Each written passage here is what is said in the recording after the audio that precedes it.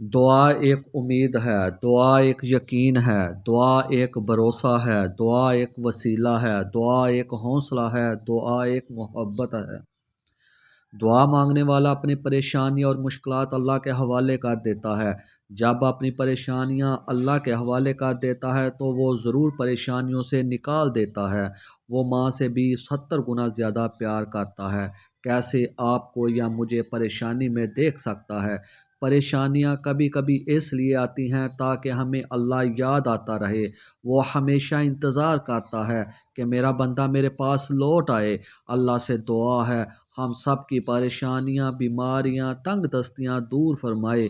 آمین۔ ہمیشہ خوش و آباد رہے اور میرا کریم رب آپ کو کسی کا محتاج نہ کرے۔ آمین ثم آمین۔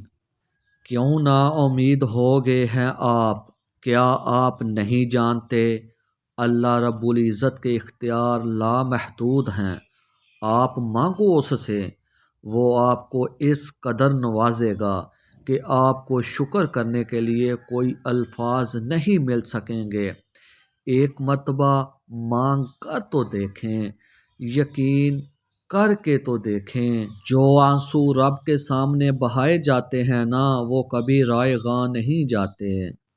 یا اللہ تو واحد بادشاہ ہے جو مانگنے پر خوش ہوتا ہے۔ اے شارک سے قریب اللہ، یا رحمانُ یا رحیم، آج ہم سے راضی ہو جا، ہماری فریادیں قبول فرما، ہماری توبہ قبول فرما، ہمارے ایمان کی، جان کی، عزت و آبرو کی، صحت کی حفاظت فرما اور شیطان کے ہر شر فساد سے محفوظ رکھ۔